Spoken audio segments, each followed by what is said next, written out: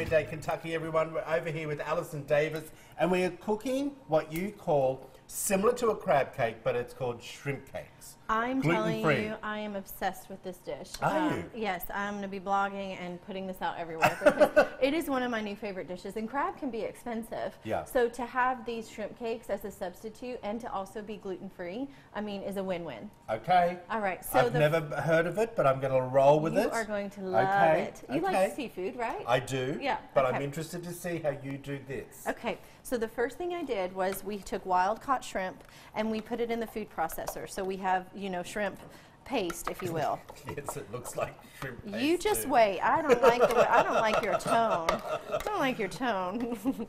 Sometimes dishes don't always look pretty when you're preparing. That's them. true. That's true. Right. That's why I'm looking at. I'm like. Well, I mean, ooh. when you have ground pork and things like that before it's cooked, I mean, it's not that attractive, right? Yeah. So this is just whole shrimps. We took probably like a 30 count. You don't have to buy big ones. You can buy the smaller ones, which are a little less expensive. Yep. But I just always recommend buying wild caught.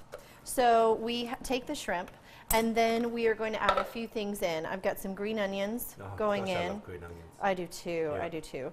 Green onions. We're doing cilantro, which is different, you know, instead of like your dill and other flavors. So adding some cilantro, adding some bell peppers. I like the orange because it gives it a different pop of color, but you could do any.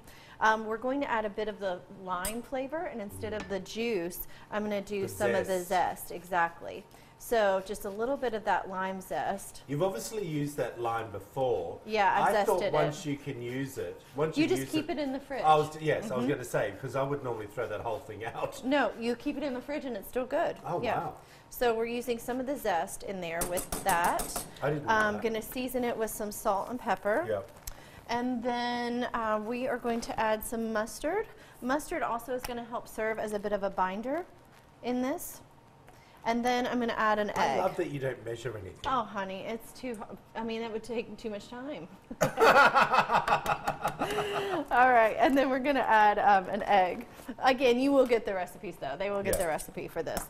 So the egg also helps kind of serve as a binder. And bind it together. Exactly. Yeah. So now once you add the egg, and say you wanted to add a little lemon juice, you do get a bit of moisture. You can see how that's still a little bit wet. Yeah, it is. So instead of adding flour or even cornstarch, we're doing a grain-free solution.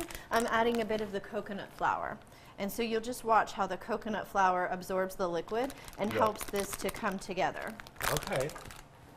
And again, I always say your hands are your best tools. So we're going to use that coconut flour to bring that together. Yeah. And I might have you sprinkle just a touch more for me. Oh, good. Yes, I'll grab that for you. Thank you. Got that everywhere. Is that enough? That's good. That's good. A little bit of coconut flour goes a long way.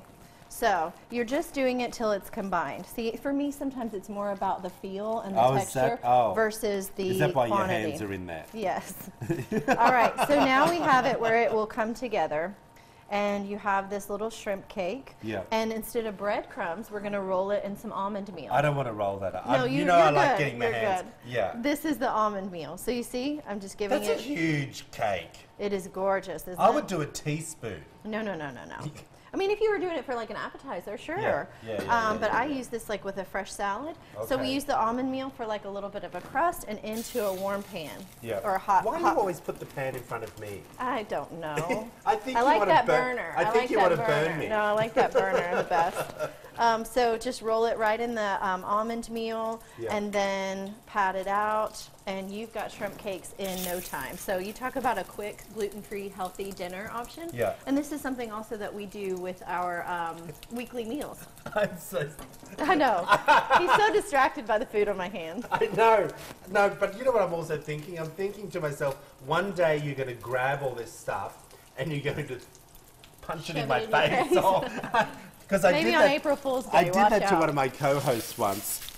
We were making something like pumpkin pie or something. Did they ever forgive you? And so we're chatting on camera, and all of a sudden I went, "What do you love about pumpkin pie?" She goes, "I love it." I went, "Here!" Well, she said it was the best thing on TV, but she wanted to kill me off camera. I bet she did. I know, and I'm watching you thinking, please. It'll be too much. Now I know what to look out for. Exactly. Pumpkin pie in the face, exactly. If you want to find out more information about this, this is going to keep cooking. We're going to have to get to break. But hey, head over to wtvq.com/Midday Kentucky. All the information will be there. How long does this cook for? I mean, really no more than like 7 to 10 minutes. Oh, okay. You just want the shrimp cooked through. All right. Thank you, my friend. I appreciate you again. We'll be right back after this short break. Stick with us.